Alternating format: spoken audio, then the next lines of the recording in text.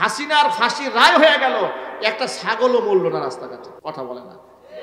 আপনারা বলেন সাইদি সাহেব, তার বিরুদ্ধে মিথ্যা মামলার ফাঁসির রায় হয়েছিল, শত শত মানুষ অকাতরে জীবন বিলিয়ে দিয়েছে, আর হাসিনার ফাঁসির রায় হয়ে গেল, একটা কুত্তাও জীবন দিল না। এর দ্বারা প্রমাণ হলো একজন সাইদির সাথে স্বৈরাচারী হাসিনার তুলনা নয়। সাইদির পায়ের ধুলা যদি এক পাল্লায় দেওয়া হয়, লাখো হাসিনা আরেক পাল্লায় দিলে সাইদি সাহেবের পায়ের ধুলার ওজন বেশি হয়ে যাবে। খুনি হাসিনার ফাঁসির রায় হয়েছে, তার তৈরিকৃত ট্রাইব্যুনালে তার ফাঁসির রায় হয়েছে। আপনারা একটু কল্পনা করেন, শহীদ মাওলানা দিলওয়ার হোসেন সাঈদ রাহিমাহুল্লাহর সেই বদদুয়ার কথা মনে আছে আমার। তিনি বলেছিলেন যে আল্লাহ, আমাদের এত বড় ক্ষতি যারা করলো, গোটা জাতির সামনে তাদেরকে ল্যাংটা করে দিও। ইতিহাস ভুলে গেছেন? আল্লাহ পাক ঠিকই ওদেরকে জাতির সামনে ল্যাংটা করে দিয়েছে। ঠিক না ঠিক বলেন? মামুনুল হক কি দোয়া করেছিলেন মনে নেই আপনাদের? সর্বশেষ তিনি মুবাহালা করেছিলেন।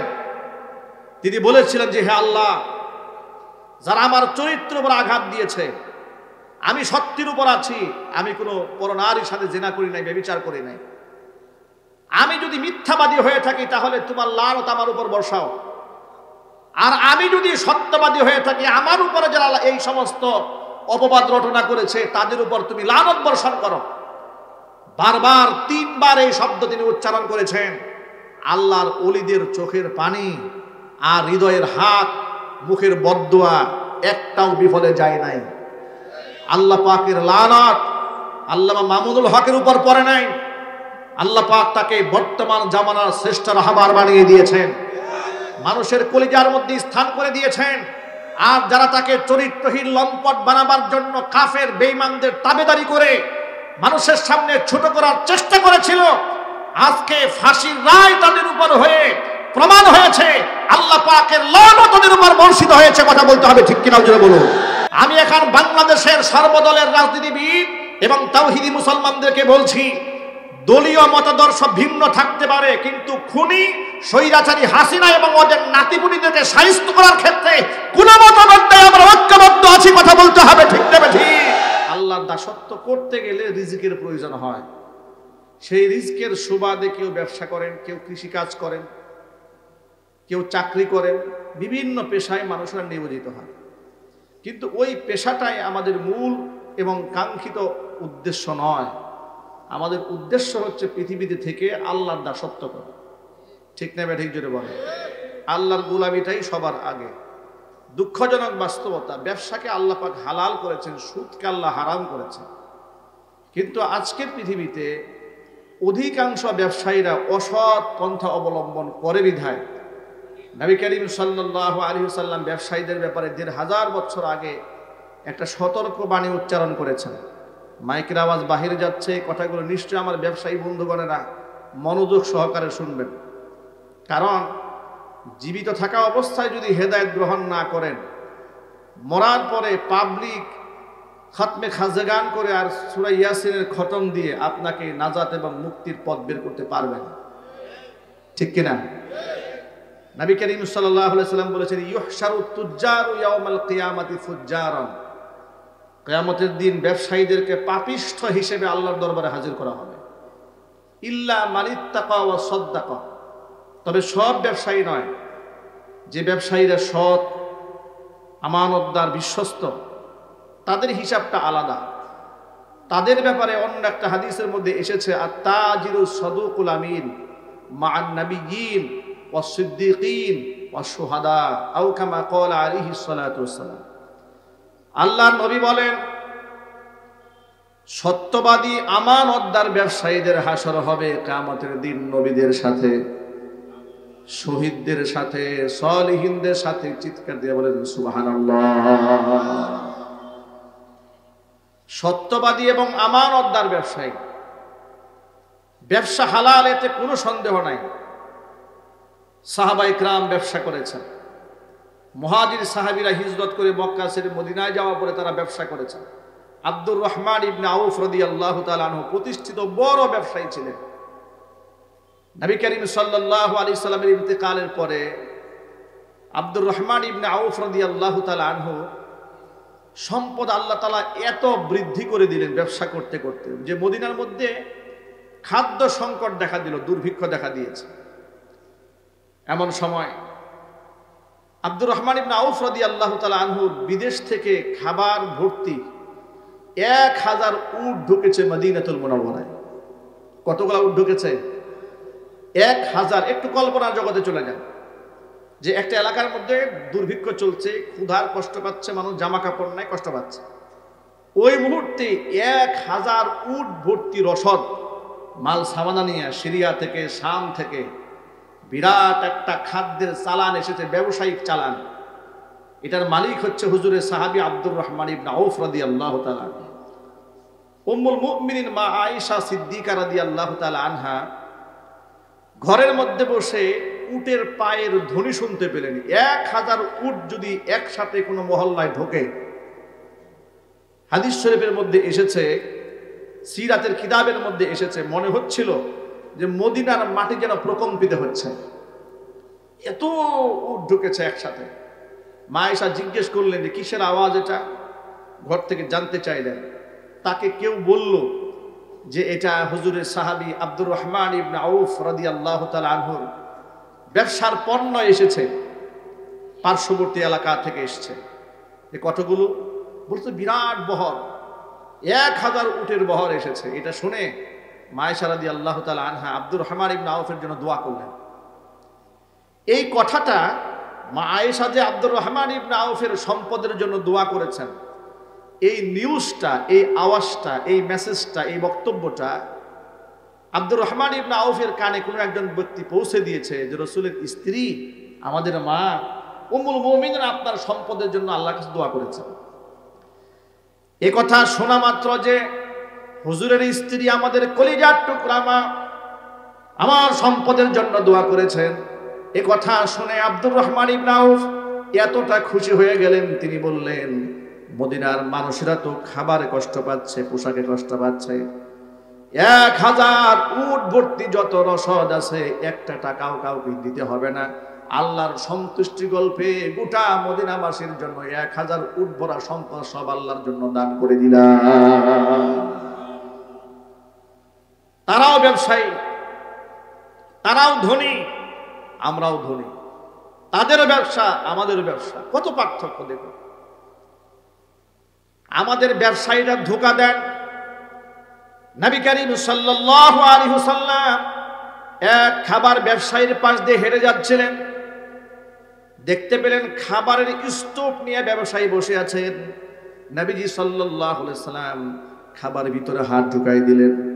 খাবার স্তূপের ভিতরে হাত ঢুকাই দেওয়ার পরে ফাআসাবাতুল বালাল, হাতের মধ্যে ভিজা ভিজা লেগেছে।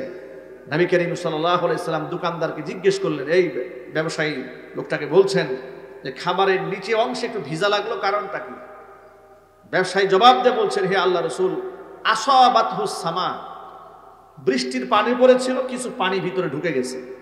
হুজুর বললেন, তাহলে তুমি এটাকে পরিবর্তন করে নিচে যে পানি পড়ে ভিজে গেছে এই খাবারগুলো উপায় উঠে রাখতা।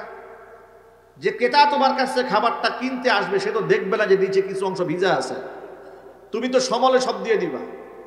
সে শুকনা মনে করে খাবার কিনবে আর তুমি ভিজা সহ দিয়ে দিবে, কি এটা কি ধোঁকাবাজি হবে না? মনে রেখো, মান গাসসা ফালাইসা মিন্নি। হুজুর এরপরে বললেন, যে ব্যক্তি ধোঁকা দেয় সেই ব্যক্তি আমি মুহাম্মদ সাল্লাল্লাহু আলাইহি সাল্লামের উম্মতের অন্তর্ভুক্ত নয়। ইসলাম আমাদেরকে একটা পূর্ণাঙ্গ জীবন ব্যবস্থা দান করেছে। চিৎকার দিয়ে এখন আল্লাহু আকবার।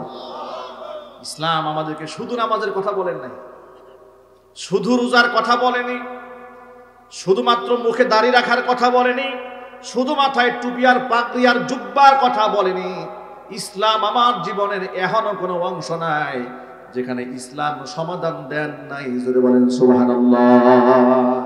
ইসলাম সকল ক্ষেত্রে সমাধান দিয়েছে। এই জন্য কোরআন মাজিদ আল্লাহ পাক সূরা ইব্রাহিমের মধ্যে বলেন, অনবীজি ওয়ানাজ্জালনা আলাইকাল কিতাব, আল্লাহ পাক বলেন আপনার উপরে এমন একটা কিতাব নাজিল করে দিয়েছি, তিবিয়ানাল লিকুল্লি শাইইন, সব কিছুর বর্ণনা খুলে খুলে দিয়েছে। জোরে বলেন সুবহানাল্লাহ।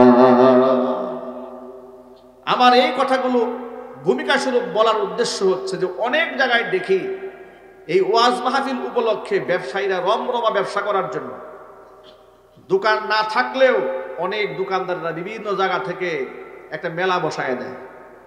ওই মেলাকে কেন্দ্র করে একটা মাহফিলে যে কি পরিমাণ ক্ষতি হয় এটা ব্যবসায়ীরা কল্পনা করে না। ঠিক না ব্যাঠিক জুড়ে বলেন? আমি তাদেরকে নিষেধ করি না, কিন্তু বক্তব্য হচ্ছে এই যে আপনি মাথার মধ্যে রাখেন যে আমার কারণে যদি একটা মানুষ ক্ষতিগ্রস্ত হয় আপনি আল্লাহর কাছে কি জবাব দেবেন? ব্যবসা তো হালাল, ব্যবসা কি হালাল, সে হালাল ব্যবসা আপনি হালাল ভাবে করেন, মানুষকে ধোঁকা না দেন, ওজনে কম না দেন, খাদ্যে ভেজাল না দেন, সততা এবং ইনসাফের সাথে ব্যবসা করেন। বুখারী শরীফের যিনি রচয়িতা, যিনি বুখারী লিখেছেন, মুহাম্মদ ইবনে ইসমাঈল আল বুখারী রাহিমাহুল্লাহ, শুধুমাত্র একজন মুহাদ্দিস ছিলেন না, শুধুমাত্র বড় একজন আলেমই ছিলেন না। ইমাম বুখারী রাহিমাহুল্লাহ কত বড় আলেম আর কত বড় মুহাদ্দিস। আপনারা ভাবতে পারেন যে তিনি নিজেই বলেছেন যে আমি 6 লক্ষ হাদিস সনদ এবং মতন সহ, কে বর্ণনা করেছেন উৎস সহ মুখস্থ করেছে। সুবহানাল্লাহ, বাড়ি গিয়ে বলেন কতগুলো হাদিস?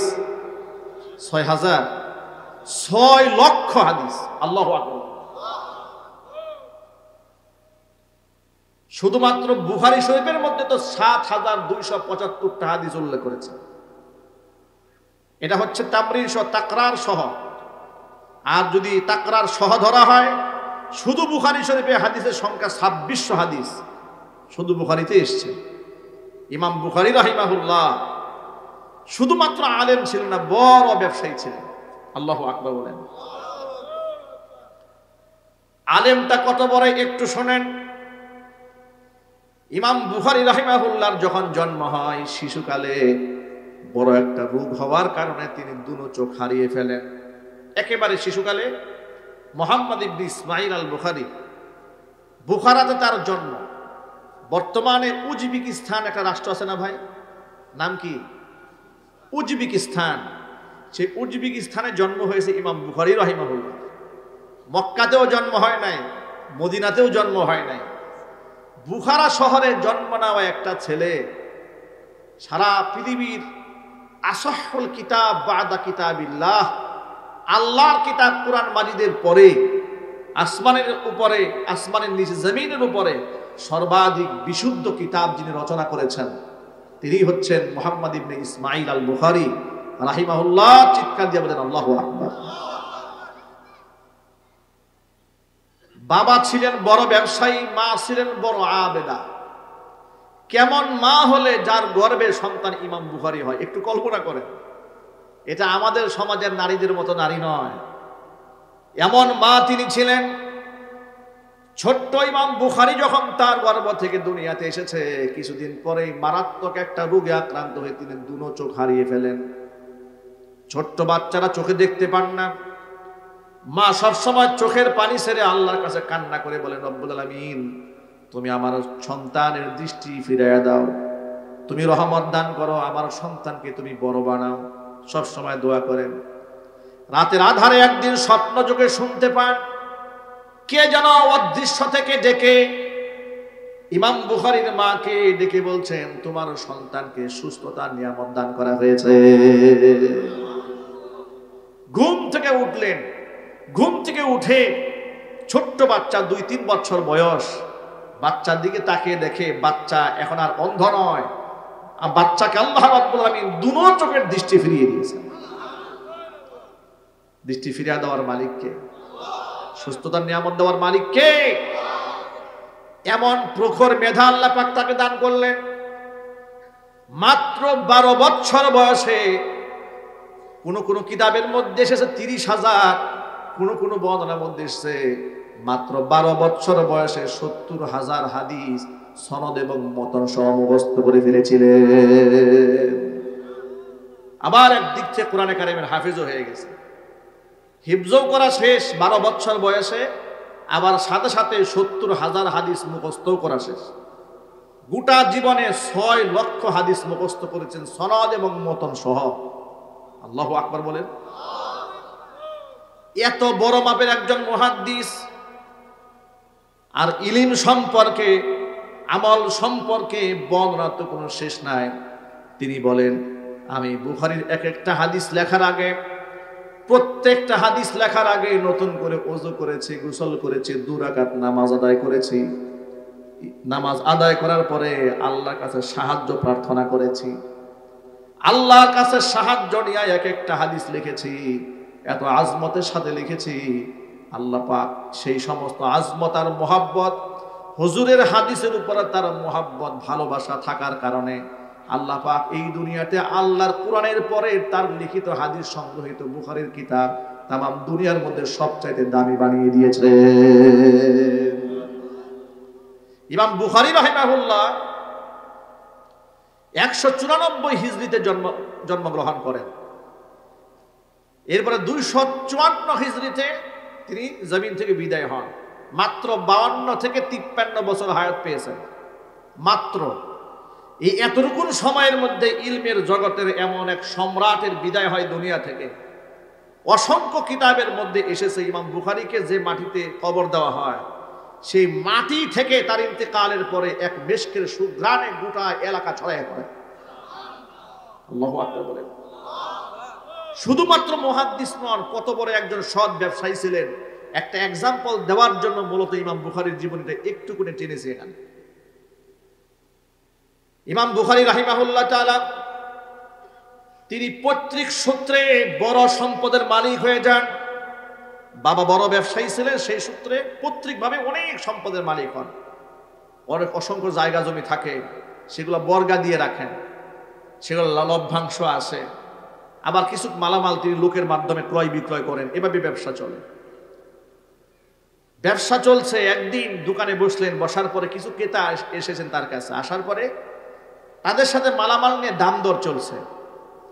তিনি মনে মনে সিদ্ধান্ত নিলেন যে আমার এই পণ্যটা আমি 5,000 টাকা যদি তারা ক্রেতা বলে তাহলে আমি বিক্রি করে দেব। কিন্তু ক্রেতা এখনো কোনো দাম বলে নাই। তিনি মনে মনে ভেবেছেন যদি ওনারা 5,000 টাকার মতো বলে আমি এটা দিয়ে দেব। কিন্তু ক্রেতারা কোনো দাম বলেন না, বলে চলে গেছে। বলেছে যে আমরা 2 দিন পরে জানাবো আপনার এই পণ্যটা আমরা নেব কিনা। তারা চলে গেছে। চলে যাওয়ার পরে এই 2 দিনের মধ্যে তারা আর ফিরে আসেন। এই মাঝখান থেকে আরেক দল ক্রেতা এসেছে তার কাছে। এসে ওই একই পণ্যের দাম 10,000 দিরহাম বলেছে। 10,000 দিরহাম প্রস্তাব দেওয়ার পরে ইমাম বুখারী বললেন যে না, এটা আপনাদের কাছে বিক্রি করা যাবে না। তারা বললেন কেন? বলে এটা আমি অন্যের কাছে বিক্রি করার জন্য আমি মনস্থ করেছি। তো কেন, কি মনস্থ করলেন? বলে আমি মনস্থ করেছি যে একদল লোক এসেছিল, আমি মনে মনে সিদ্ধান্ত নিয়েছিলাম এদের কাছে আমি 5,000 টাকায় বিক্রি করব। আপনি 10,000 টাকা বলেছেন, এটা আপনার কাছে আমি দেব না। তারা বলছেন তার সাথে আপনার কোনো চুক্তিও হয় নাই, কোনো কথাবার্তাও হয় নাই, তো আপনি তো এখানে গুনাহগার হবেন না, খিয়ানতকারী হবেন না। তিনি বলেন না, তাদের সাথে চুক্তি আমার মৌখিকভাবে না হলে কি হবে, আমি আত্মিকভাবে নিজের সাথে একটা চুক্তি করে নিয়েছিলাম। সুবহানাল্লাহ বলেন। এরপরে তারা চলে গেলে তিনি 5,000 টাকায় সেটা বিক্রি করলেন, যেটা 10,000 টাকা বিক্রি করতে পারতেন। একটু কল্পনা করেন ভাই, তাকওয়া, ঈমান, আমল, বিশ্বাসের কত উন্নত লেভেলে উত্তীর্ণ হলে একজন মানুষ নিজের সাথে কমিটমেন্ট হয়ে যায়। কাস্টমারের সাথে এখনো হয়ই নাই। আর আমাদের এমন পর্যায়ে হয়েছে যে একটা জায়গার জমি রেজিস্ট্রি হয়েছে, সেখানে তার নিজের সই আছে, তার বাবার সই আছে, 14 গোষ্ঠীর সই আছে। 2 দিন পরে ওই জমি সে আরেক জায়গায় বিক্রি করে। কথা বলে না? এক জমি 3 জায়গায় বিক্রি করে, এমন প্রতারক ব্যবসায়ী এই সমাজে নাই?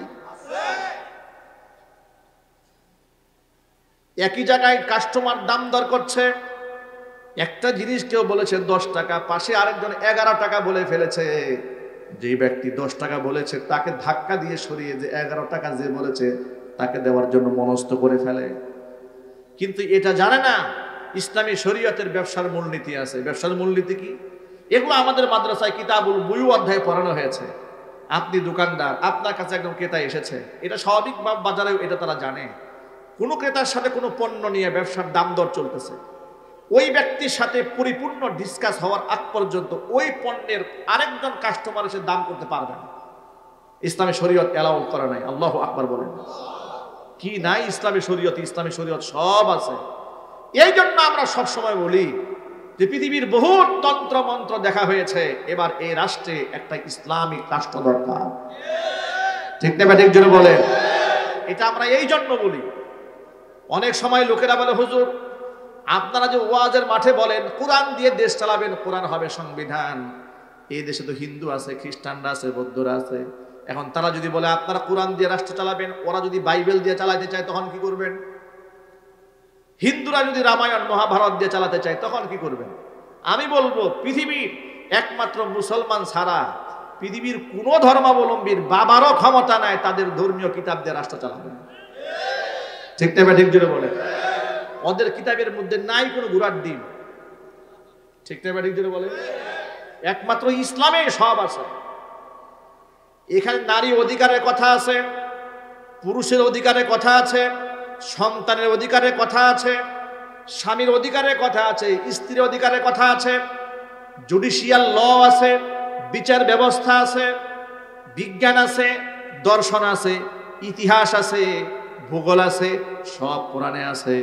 একটা পূর্ণাঙ্গ জীবন ব্যবস্থা কোরআনে আছে। জোরে বলেন সুবহানাল্লাহ। আপনি বাথরুমে ঢুকবেন কোন পা দিয়ে, তাও ইসলামে আছে। বের হবেন কোন পা দিয়ে, সেটা আছে। আপনি মেসওয়াক করার সময় মেসওয়াকটা কোন হাতে ধরবেন, তা আছে। চুল কাটার সময় কেমনে চুল কাটবেন, তা ইসলামে আছে। নখটা কাটবেন কেমনে, তাও ইসলামে আছে। জুতা পায়ে দেওয়ার সময় কোন জুতা আগে পায়ে দিবেন, কোন জুতা পরে পা দেবেন। জামা পরার সময় কোন হাতা আগে ঢুকাবেন, কোন হাতা পরে ঢুকাবেন। পানি পান করার সময় দাঁড়িয়ে করবেন না বসে করবেন।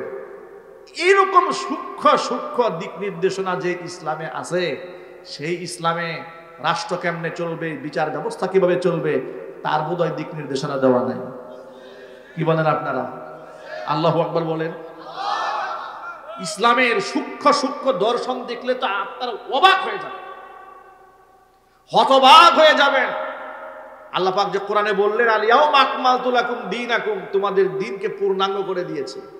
ওয়া আতমামতু আলাইকুম নিয়ামাতি, আমার নিয়ামতকে পূর্ণ করেছি। ওয়া রাদিতু লাকুমুল ইসলামা দীনা, দ্বীন হিসেবে, ধর্ম হিসেবে ইসলামকে মনোনীত করে নিয়েছি। এই যে আল্লাহ পাক বললেন পূর্ণাঙ্গ জীবন ব্যবস্থা। আপনার সাহস থাকলে আমার এই মজলিসে দাঁড়ায় বলেন যে ইসলামে এই ব্যাপারে কিছু নাই, দেখি কত বড় সাহস আছে আপনার। দেখেন আমি আপনাকে বলে দিই, আমি তো ছোট আলেম, পৃথিবীর এখনো কোনো সিদ্ধান্ত নাই যা আপনি কোরআন সুন্নাহ থেকে পাবেন না।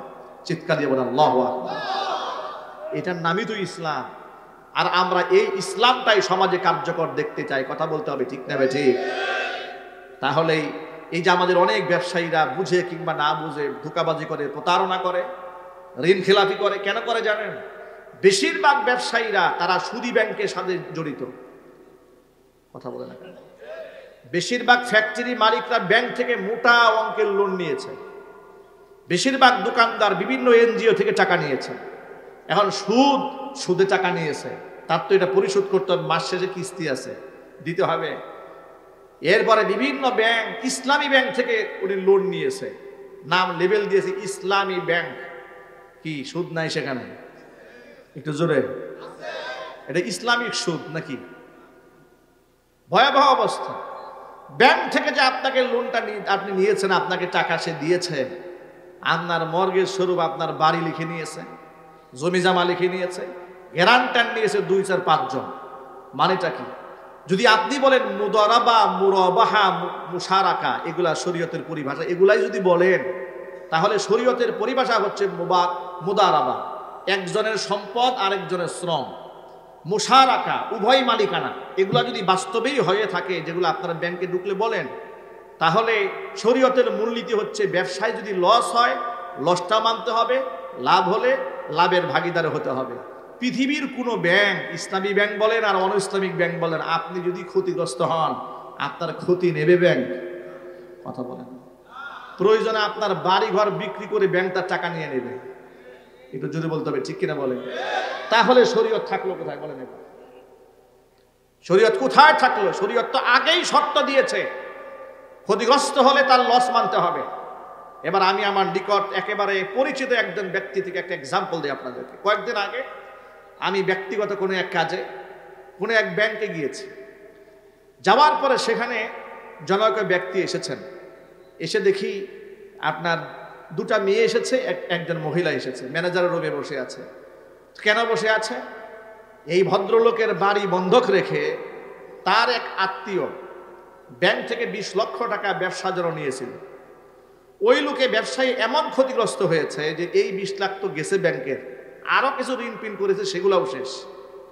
ব্যাংক কি করেছে? বাড়ির সামনে সাইনবোর্ড লাগিয়েছে, এই বাড়ি বিক্রি করে এই এতিম অসহায় লোকটা মারা গেছে, শুধু ছোট্ট ছোট বাচ্চারা বেঁচে আছে, এদের বাড়ি ঘর বিক্রি করে ব্যাংক টাকা নিয়ে নেবে, সাইনবোর্ড লাগিয়েছে।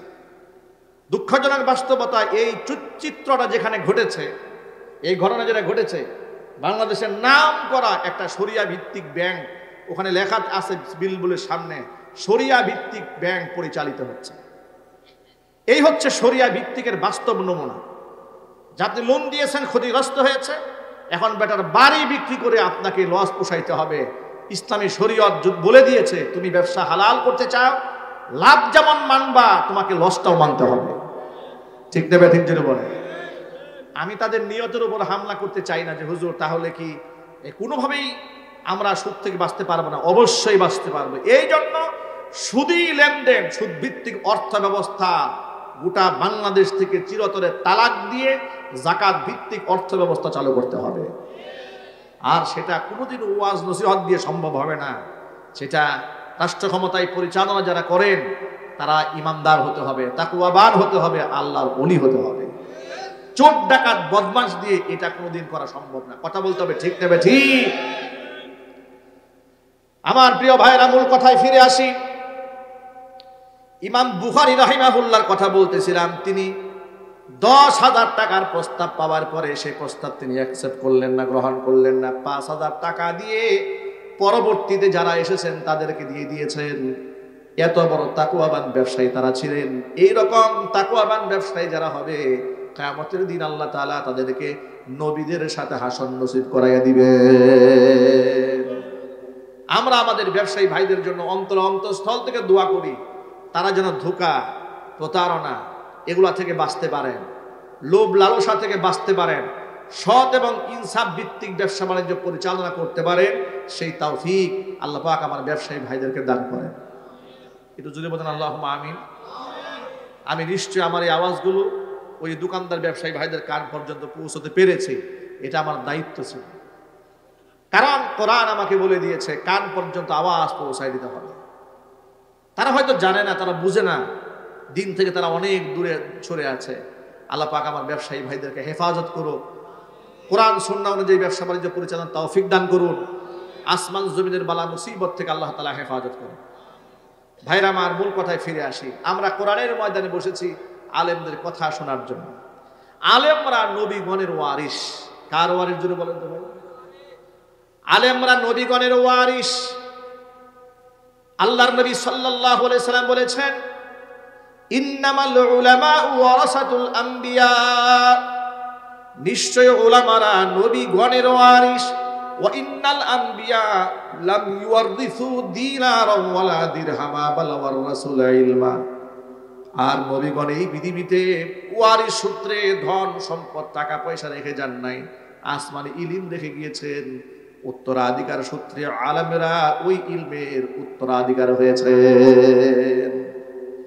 যেই সমস্ত আলেমরা আসমানি ইলমের ধারক এবং বাহক হয়, তাদের সম্পর্কে আল্লাহর নবী বলেন, ফাদলুল আলিমি আলাল আবিদি কাফাদলি আলা আদনাকুম। ও সাহাবীরা, তোমাদের সাহাবীদের মধ্যে সবচেয়ে আদনা তবকার সাহাবীর উপর আমি নবীর মর্যাদা যেমন, এই সমাজের মধ্যে সাধারণ আবেদ মুসল্লি যারা, তাদের উপরে একজন আলেমের মর্তবা আল্লাহর কাছে ঠিক তেমন। আলেমদের কত মর্যাদা কোরআনে আল্লাহ পাক বলেছেন। ও নবী, আপনি বলুন তো, কুল হাল ইয়াস্তাবিল্লাযীনা ইয়ালামুনা ওয়াল্লাযীনা লা ইয়ালামুন ইন্নামা ইয়াতাযাক্কারু উলুল আলবাব। আপনি বলেন, যারা আলেম আর যারা আলেম নয় তারা কি কোনোদিন সমান হতে পারে? জোরে বলেন, হতে পারে? কোনোদিন হতে পারে না। সূরা ফাতিরের মধ্যে আল্লাহ বলেছেন কেন সমান হবে না? শোনো, ইন্নামা ইয়াখশাল্লাহা মিন ইবাদিহিল উলামা। আমার বান্দাদের মধ্যে একমাত্র আলেমরাই, কেবলমাত্র শুধুমাত্র আলেমরাই আমি আল্লাহকে সব চাইতে বেশি ভয় করে। জোরে বলেন সুবহানাল্লাহ। আলেমরা এই জাতির ইমানের যেমন পাহারাদার, কোরআন সুন্নাহর ইলমের পাহারাদার, এমনকি এ রাষ্ট্রের, এই সমাজের সাধারণ মানুষের জাগতিক সমস্যার সম্মুখীন হলেও আলেমরাই মানবতার কাণ্ডারি হয়ে এই মানুষের পাশে সবার আগে দাঁড়িয়ে যায়। কারণ ইসলাম, কোরআন, সুন্নাহ আলেমদেরকে মানবতাবাদী বানিয়েছে। মানবতা বিরোধী অপরাধ পৃথিবীর কোন আলেম করেছে বলে ইতিহাস কেউ প্রমাণ করতে পারবে না। কথা ঠিক না ব্যাঠিক জোরে বলে? মানবতা বিরোধী অপরাধ পৃথিবীর কোন আলেম কোনোদিন করেছে?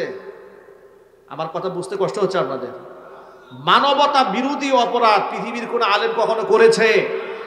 কিন্তু এই বাংলাদেশে স্বৈরাচারীর আমলে হক্কানে আলেম ওলামাদেরকে মানবতা বিরোধী অপরাধ করেছে বলে মিথ্যা মামলা দিয়ে বছরের পর বছর আলেমদেরকে কারাগারে বন্দী করে রেখে দিয়েছে। শহীদ মাওলানা দেলওয়ার হোসেন সাঈদী রাহিমাহুল্লাহ, আল্লাহর ওলি, এক কিংবদন্তি আলেম। মুখ থেকে যে কথাগুলো বের হতো মনে হচ্ছে আল্লাহর পক্ষ থেকে ইলহাম হয়েছে। ঠিক কিনা বলেন? প্রত্যেকটা কথা প্রজন্মের সাথে কেমনি মিলে যায়। বলেছিলেন যে তোমরা যারা আমাদেরকে মৌলবাদ বলো, তোমরা হচ্ছ আগাবাদী। আমরা মূলে আছি, ওই আগার মধ্যে বসে গাছের ফল খাও, পাতা খাও, কোনো অসুবিধা করব না আমরা, কিন্তু সেখানে বসে বেশকি মেরো না, বান্দ্রামি করো না, তাহলে 12 কোটি মুসলমান গাছের গুড়া ধরে নাড়া দেবে, মামু বাড়ি দিল্লি গিয়ে পড়বা। চিন্তা করা যায়, 30-40 বছর আগের কথা। তিনি দুনিয়া থেকে চলে গেলেন, দুনিয়া থেকে বিদায় হয়ে গেলেন, কিন্তু মাওলানার সে কথা আল্লাহ পাক ভবিষ্যৎবাণীর মতো বাস্তবতা গোটা জাতির সামনে দেখিয়ে দিয়েছেন। ঠিকই এ জাতির জুলাই আগস্টের বিপ্লবে গাছের গুড়া ধরে এমন নাড়া দিয়েছে, গোষ্ঠী সহ মামু বাড়ি দিল্লি গিয়ে পড়ছে। অথচ ওই জালেমরাই এই সমস্ত হক্কানে আলেম আমাদেরকে বছরের পর বছর নিদারুণ কষ্ট দিয়েছে। আমার উস্তাদ মুফতি জসিমউদ্দিন রহমানী হাফিজাহুল্লাহকে জামিয়া রহমানিয়াতে, যার কাছে আমরা মেশকাত পড়েছি, কত বড় মুহাদ্দিস, সচেতন আলেমরা জানেন। এত বড় একজন বিদগ্ধ গবেষক আলেম মুফতি জসিমউদ্দিন হাফিজাহুল্লাহকে 10 বছরের উপরে বিনা অপরাধে আনসারুল্লাহ বাংলা টিমের প্রধান বানাইয়া ওনাকে জঙ্গি মামলা দিয়ে আটকে রেখেছিল স্বৈরাচারী। অথচ উনি নিজের মুখে বলেছেন যে আনসারুল্লাহ বাংলা টিম যে কারে কয় এটা আমি জানি না। ওই টিমের প্রধান বানিয়ে ওনাকে 10 বছরের উপরে অন্ধকার কারাগারে বন্দি করে রেখে দিয়েছে। ওই জালেমের পতন যদি না হইতো তাহলে আরো যে কত আলেমকে ফাঁসির মঞ্চে ঝুলতে হতো, এটা আল্লাহ পাক ভালো জানেন। কথা ঠিক না ঠিক জোরে বলেন? আল্লামা মামুনুল হক হাফিজাহুল্লাহর সাথে কি আচরণটা করেছে আপনাদের নিশ্চয়ই ভুলে যাওয়ার কথা নয়। নিজের স্ত্রীকে দিয়ে স্বামীর বিরুদ্ধে ধর্ষণের মামলা দিয়েছে, স্ত্রীকে আটকায় রেখে জোরপূর্বক জবানবন্দি নিয়েছে, স্বামীর বিরুদ্ধে স্টেটমেন্ট না দিলে সন্তানদেরকে মেরে ফেলবে। বেচারি ভয়ে আতঙ্কে স্বামীর বিরুদ্ধে মামলা করতে বাধ্য হয়েছে। স্বৈরাচারের পতন হয়েছে, সেই মামলা থেকে তাকে বেকসুর খালাস দেওয়া হয়েছে। জাতির সামনে প্রমাণিত হয়েছে যে আল্লাহর দ্বীনের পথের পথিক যারা মধ্যে মুজাহিদ আলেম ওলামারা চরিত্রহীন লম্পট নয়, বরং আলেমদের চরিত্রে যারা হানা দেয় এরাই হচ্ছে জাতীয় লম্পট। ওই সময় আজকের সেই স্বৈরাচারী লেডি ফেরাউন, নব্য ফেরাউন, বর্তমান প্রজন্মের একেবারে আধুনিক ফেরাউন, লেটেস্ট ভার্সন স্বৈরাচারী হাসিনা, খুনি হাসিনার ফাঁসির রায় হয়েছে। তার তৈরিকৃত ট্রাইব্যুনালে তার ফাঁসির রায় হয়েছে। আপনারা একটু কল্পনা করেন, শহীদ মাওলানা দেলওয়ার হোসেন সাঈদী রাহিমাহুল্লাহর সেই বদদুয়ার কথা মনে আছে আমার। তিনি বলেছিলেন যে আল্লাহ আমাদের এত বড় ক্ষতি যারা করলো, গোটা জাতির সামনে তাদেরকে ল্যাংটা করে দিও। ইতিহাস ভুলে গেছেন? আল্লাহ পাক ঠিকই ওদেরকে জাতির সামনে ল্যাংটা করে দিয়েছে। ঠিক না ঠিক বলেন? মামুনুল হক কি দোয়া করেছিলেন মনে নেই আপনাদের? সর্বশেষে তিনি মুবাহালা করেছিলেন। তিনি বলেছিলেন যে, হে আল্লাহ, যারা আমার চরিত্রের উপর আঘাত দিয়েছে, আমি সত্যের উপর আছি, আমি কোনো পরনারীর সাথে জিনা করি নাই, ব্যভিচার করি নাই, আমি যদি মিথ্যাবাদী হয়ে থাকি তাহলে তোমার লানত আমার উপর বর্ষাও, আর আমি যদি সত্যবাদী হয়ে থাকি আমার উপরে যারা এই সমস্ত অপবাদ রটনা করেছে তাদের উপর তুমি লানত বর্ষণ করো। বারবার 3 বার এই শব্দ তিনি উচ্চারণ করেছেন।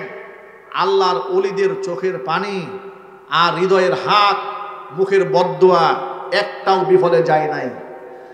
আল্লাহ পাকের লানত আল্লামা মামুনুল হকের উপর পড়ে নাই। আল্লাহ পাক তাকে বর্তমান জামানার শ্রেষ্ঠ রাহবার বানিয়ে দিয়েছেন, মানুষের কলিজার মধ্যে স্থান করে দিয়েছেন। আর যারা তাকে চরিত্রহীন লম্পট বানাবার জন্য কাফের বেঈমানদের তাবেদারি করে মানুষের সামনে ছোট করার চেষ্টা করেছিল, আজকে ফাঁসির রায় তাদের উপর হয়ে প্রমাণ হয়েছে আল্লাহ পাকের লানত তাদের উপর বর্ষিত হয়েছে। কথা বলতে হবে, ঠিক কিনা জোরে বলুন।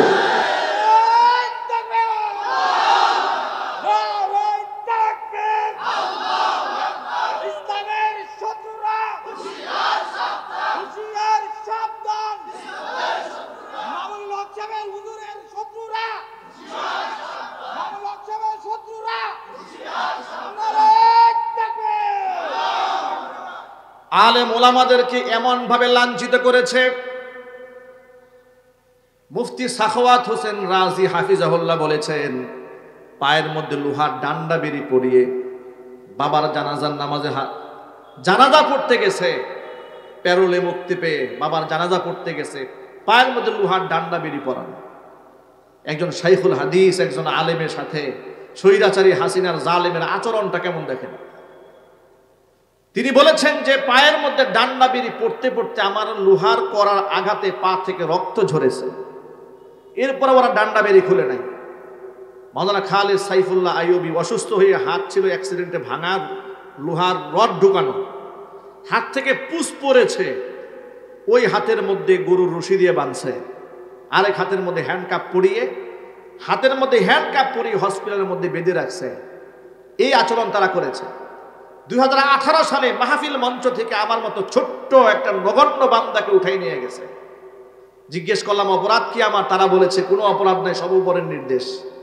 সকালবেলা কোর্টে তুলেছে, গাজীপুর কোর্টে তুলেছে, মামলা দিয়েছে, আমার পকেটে 16টা ককটেল বোমা পাওয়া গেছে। জেলখানায় যখন নেওয়া হলো, হাজিরা দিতে যখন আসতাম, জেল থেকে যখন কোর্টে তোলা হতো শুনানির সময়, হাতের মধ্যে গরুর রশি বাঁধা থাকতো। তো অজস্র মানুষের সামনে সারা জীবন সালাম পেয়েছি, ইজ্জত দিয়েছে মানুষ, সেই মানুষগুলো চোখের পানি ছেড়ে কান্না করতো আমাদেরকে দেখে দেখে, আর আল্লাহ লানত বেশ করতো ওদের উপরে। এরপরে যখন নিয়ে যেত খুব লজ্জা হতো, খুব কষ্ট লাগতো, অনেক সময় চোখের পানি ঝরতো, এক সময় মনে মনে খুব রাগ হতো এদের উপরে। আবার কোরআন শরীফের আয়াত মনে পড়তো, ওয়াসায়ালামুল্লাযীনা যালামু আইয়া মুনকালাবি ইয়ানকালিবুন, সূরা শুআরা 227 নম্বর আয়াত, সর্বশেষ আয়াত আল্লাহ পাক বলেছেন, জালেমরা অচিরেই অবগত হবে তারা কোন উদ্দেশ্যে রওনা হয়েছে। জালেমরা অচিরেই টের পাবে আল্লাহর আয়াত যে কত সত্য, আল্লাহর কথা যে কত বাস্তব, আমার আল্লাহ যে কত সত্যবাদী, যা আমরা তো কল্পনাও করতে পারি নাই। যা আমাদের জীবদ্দশায় স্বৈরাচারী হাসিনার পতন হবে, ওরা দেশ ছেড়ে পালাবে, ওরা পাবলিকের জুতা পিটা খাবে, ওরা কাফেরদের কুলে আশ্রয় গ্রহণ করবে, আবার আমাদের জীবদ্দশায় তার বিরুদ্ধে মামলা হবে, এরপরে তার ফাঁসির রায় হবে। এই দৃশ্য যে আল্লাহ আমাদেরকে দেখিয়েছেন, এতে কি আপনারা খুশি না বেজার? কম না বেশি? একটু শুকরিয়া আদায় করার দরকার আছে না ভাই? একটু জোরে বলেন আলহামদুলিল্লাহ। অন্তর্বর্তীকালীন সরকারের হাজারো ব্যর্থতা থাকতে পারে, কিন্তু তাদের এই উদ্যোগে আমরা অ্যাপ্রিসিয়েট করি তাদেরকে।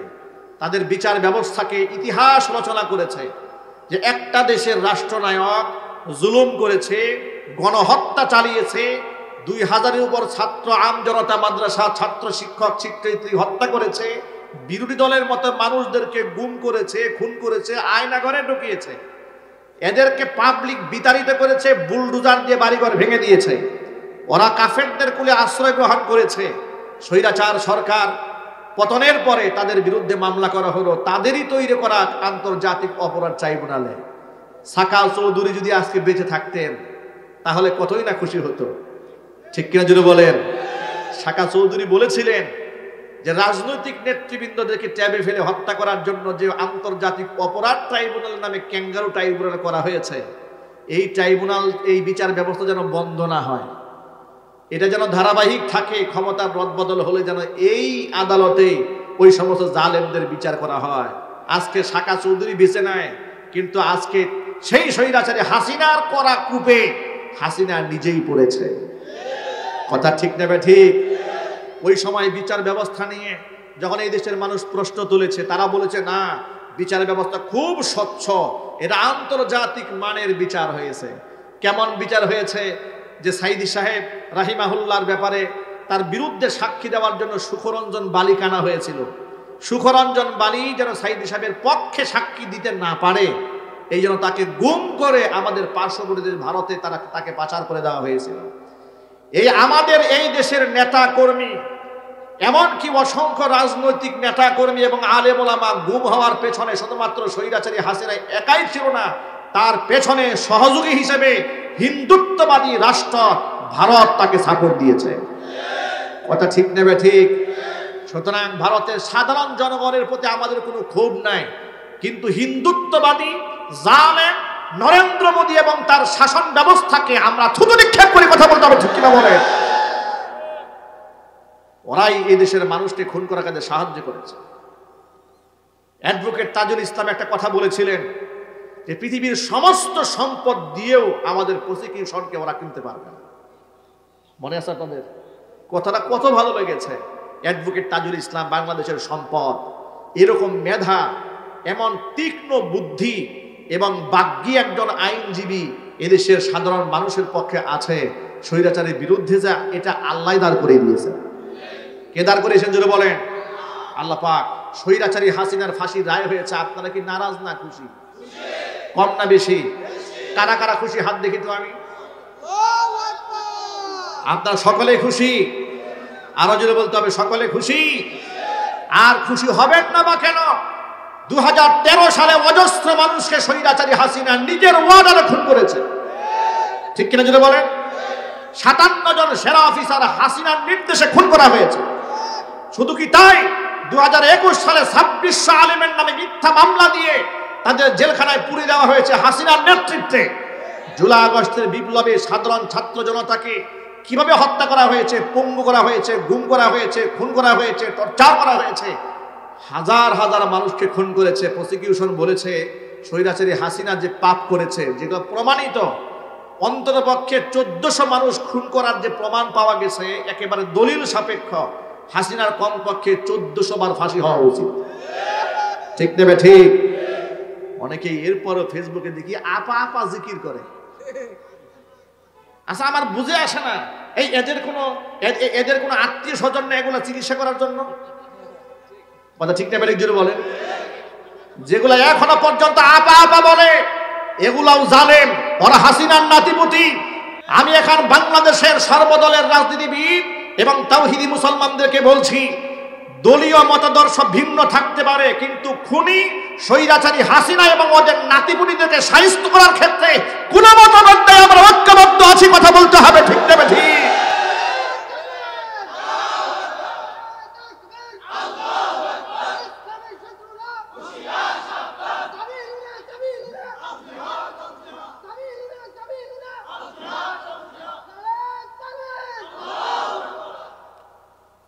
আমার প্রিয় বন্ধুগণ, জালেমদের পরিণতি যুগ যুগ ধরে এটাই হয়েছে।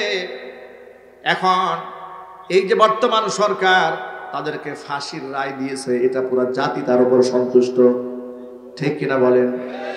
এখন আরেকটা দৃশ্য দেখার জন্য আল্লাহর কাছে মিনতি করি, রব্বুল আলামিন যা কল্পনাও করি নাই তা তুমি বাস্তবে করে দিয়েছো। সকল প্রশংসার মালিককে,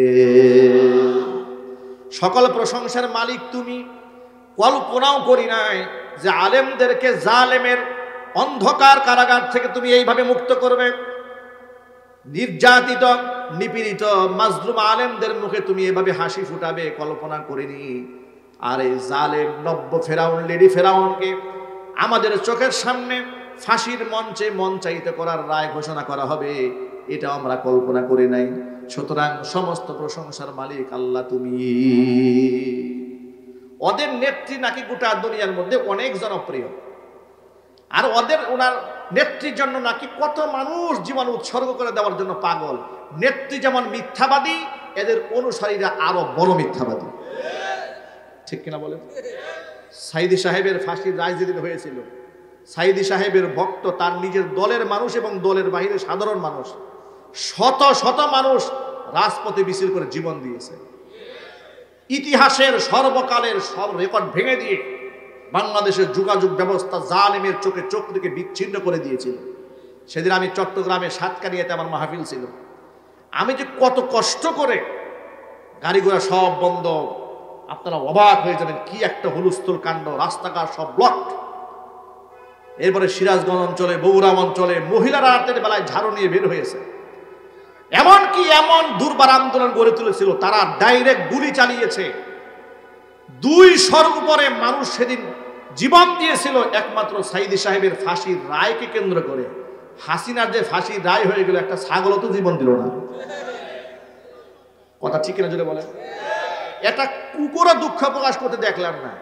তাহলে ওই যে ওদের দলে ওরা বলে আমাদের 3 লক্ষ কর্মী, 4 লক্ষ কর্মী, এগুলো হাসিনা যেমন মিথ্যাবাদী, এদের নাতিপুতি যেগুলো এর থেকে বড় বাটপার। ঠিক নেবে? ঠিক। সুতরাং এদের হামতামে আপনারা ভয় পান? কথা বলেন। এই যে আমি অনেক ওয়াজ নসিহত করি, অনেক লোকেরা বলে হুজুর আপনার ভয় হয় না। আর বেটা, ভয় তো করি একমাত্র আল্লাহকে। হাসিনার আমলে হাসিনাই তো গুনাই ধরি নাই। এমনকি হাসিনা আমার বিরুদ্ধে 6টা মামলা করেছিল, তাও তো জবান বন্ধ করতে পারে নাই। আমাকে বাড়ি ছাড়া করেছিল, আমার মসজিদ থেকে তাড়িয়ে দিয়েছিল। আমি যে বাসায় ভাড়া থাকতাম, পুলিশ দিয়ে সেই বাসা থেকে আমাকে বের করে দিয়েছে। বাড়িওয়ালাকে বলেছে মাদানী হুজুর এলাকায় ঢুকলে আপনি সহ মামলা খাবেন। এরকম অত্যাচারটা আমাদের উপর করেছে, তাও তো আমরা জবান বন্ধ করি নাই। সুতরাং আমাদের কথা পরিষ্কার, আমরা মুখে যা বলি সেটা আমাদের অন্তরে থাকে, কিন্তু ওরা মুখে যা বলে ওদের অন্তরে সেটা নাই। ওরা যদিও বলে ওই 13 তারিখে লকডাউন, 17 তারিখে শাটডাউন, ভণ্ডামি। আর তারা চিন্তা করে কি জানেন, যে এখন তো আমাদের কুদি দেওয়া ছাড়া কোনো আর কিছু রাস্তা নাই, এদের সব রাস্তা ব্লক হয়ে গেছে। আর ওদের নিরীহ কিছু কর্মী আছে বাংলাদেশে, ছাগলের 3 নাম্বার বাচ্চা, এগুলার মাথায় একটুখানি বুদ্ধি শুদ্ধিও নাই। আসলে এই হারাম খোরদের কোনো বুদ্ধি থাকে না তো। ঠিক না বেরিয়ে যদি বলেন? এরা চিন্তা করে না যে আমাদের নেত্রী, যাকে মা মা আর আপা আপা বলতে বলতে গোলা শুকায়, কখনো আপা কখনো মা, মাথা নষ্ট। এরা বাবারও মা, ছেলেরও মা, বাবারও আপা, ছেলেরও আপা। এই কোন আপারে ভাই? এটা হচ্ছে স্বৈরাচারী হাসিনা আপা। ঠিক না? ঠিক। এতটুকুন চিন্তা করে না যে উনি উনার নাতিপুতি 14 গোষ্ঠী নিয়ে টাকা পয়সা লুটপাট করে দেশ থেকে পালায় গেছে। তার তো বিদেশে সব সেটেল, তার তো বাংলাদেশে কোনো শিকড় নাই, তার কোনো নাতিপুতি নাই, তার কোনো সন্তান বাংলাদেশে নাই, তার তো এই দেশে কিছুই নাই, সব তো বিদেশে আছে। আর ছাগলের 3 নাম্বার বাচ্চারা রাস্তায় গিয়ে লকডাউন করে। এই 2 দিন পর পরে পুলিশের পেদানি খায় জেলখানায় যায়। ও যদি জেলখানায় পৌঁছে মরে, ওর দলের নেতা কর্মীরা খবর নেবে? চিল্লা বলে খবর নেবে? ওরা মিথ্যাবাদী। ওরা যে মিথ্যাবাদী তার বড় প্রমাণ হলো এটা, হাসিনার ফাঁসির রায় হয়ে গেল, একটা ছাগলও মরল না রাস্তাঘাটে। কথা বলে না। আপনারা বলেন সাইদি সাহেব, তার বিরুদ্ধে মিথ্যা মামলার ফাঁসির রায় হয়েছিল, শত শত মানুষ অকাতরে জীবন বিলিয়ে দিয়েছে, আর হাসিনার ফাঁসির রায় হয়ে গেল, একটা কুত্তাও জীবন দিল না। এর দ্বারা প্রমাণ হলো একজন সাইদির সাথে স্বৈরাচারী হাসিনার তুলনা নয়। সাইদির পায়ের ধুলা যদি 1 পাল্লায় দেওয়া হয়, লাখো হাসিনা আরেক পাল্লায় দিলে সাইদি সাহেবের পায়ের ধুলার ওজন বেশি হয়ে যাবে। ইমানদারদের সাথে চ্যালেঞ্জ করতে এসো না তোমরা। আমি আমার যুবক ভাইদেরকে বলছি, আলেমদের সম্মান তো আল্লাহ দিয়েছেন। কে দিয়েছেন যদি বলেন তো একটু, আরো যদি বলেন। হাসিনার ফাঁসিও হবে ইনশাল্লাহ। ইনশাল্লাহ বলেন না কেন আপনারা? নাকি এখনো ভয় আছে? নাকি ভয় থাকলে তো আমার থাকবে, আমি মাইকের সামনে কথা বলি। আপনাদের ভয় কিসের? আপনার ভয় পান কেন? কোনো ভয় আছে? ইনশাল্লাহ হাসিনা ফাঁসি হবে। একটু জোরে বলেন ইনশাল্লাহ। তাকে আমরা এই দেশে ধরে নিয়ে আসবো ইনশাল্লাহ। জোরে বলেন। তাকে আমরা ধরে নিয়ে আনবো। আপনারা প্রস্তুত আছেন তো ইনশাল্লাহ? ঐক্যবদ্ধ আছেন তো ইনশাআল্লাহ? তাকে ধরে আনা হবে, ফাঁসির মঞ্চে মঞ্চায়িত করা হবে। আমাদের একটা প্রস্তাব, যে সরকারি ক্ষমতায় আসুক তাদের কাছে আমার সবিনয় অনুরোধ থাকবে, হাসিনাকে ফাঁসির কাস্টে ঝুলাইয়া গোপনে মারলে হবে না, এরে গুলিস্তানের মোড়ে কমপক্ষে 3 মাস লটকায় রাখতে হবে, যাতে করে পৃথিবীর সমস্ত জালেমরা ওখান থেকে শিক্ষা গ্রহণ করে। ঠিক না বেঠিক দিলে বলে? এটা আল্লাহর কোরআনের আয়াত, ওয়াসায়ালামুল্লাযীনা যালামু আইয়া মুনকালাবি ইয়ানকালিবুন। এর যদি ফাঁসিও হয় আপনি দেখবেন যে এর জানাজা পড়ার লোকও থাকবে না। ঠিক না বেঠিক দিলে বলে? যদি এর মরেও ওর জানাজা পড়ার লোক থাকবে না। দেখছেন মানুষ কত বোঝা বুঝে? এই প্রত্যেকটা মানুষের অন্তরে ওরা এরকম ক্ষোভের আগুন জ্বালিয়ে দিয়েছে। ওরা আলেমদেরকে নিয়ে তামাশা করে। জুনায়েদ বাবুনগরী রহমাতুল্লাহি আলাইহির ইতিহাস স্মরণ করিয়ে দেই।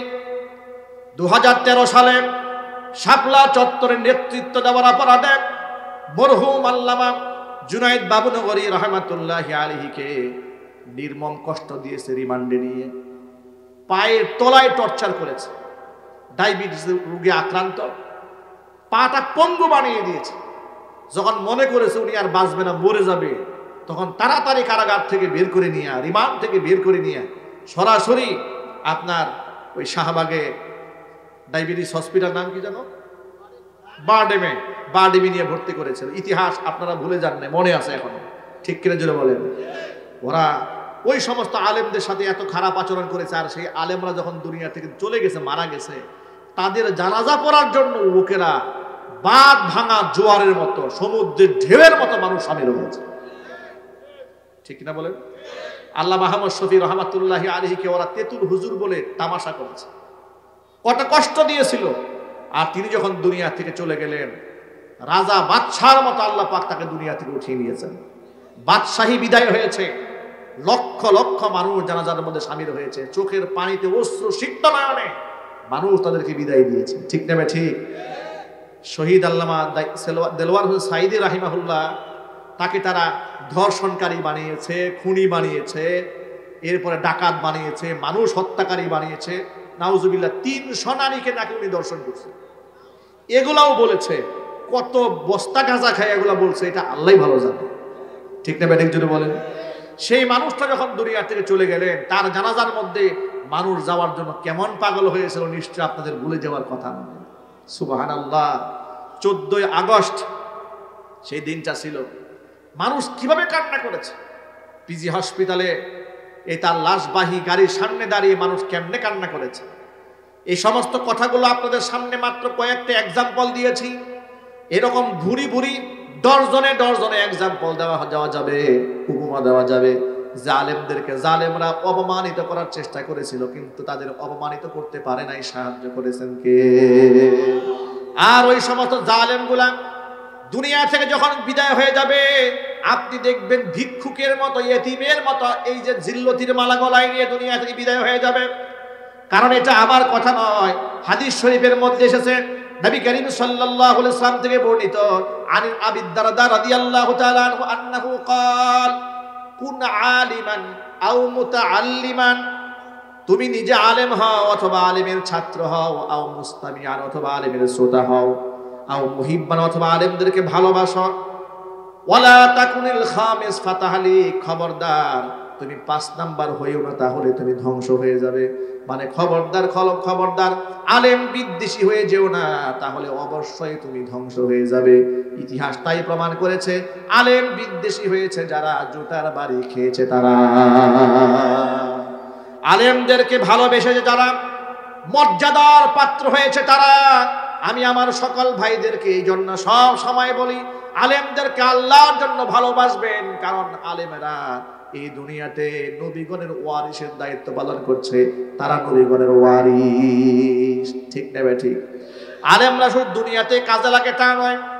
আল্লাহ নবী বলেন, কিয়ামতের ময়দানে মানুষ যখন চরম মুসিবতের সম্মুখীন হয়ে যাবে, ইকালু লিল আবিদি, সাধারণ আবেদ মুসল্লি যারা আল্লাহর নাফরমানি করে নাই, দাসত্ব করেছে, তাকে বলা হবে উদখুলুল জান্নাহ, তুমি জান্নাতে চলে যাও, একা একা জান্নাতে যাও।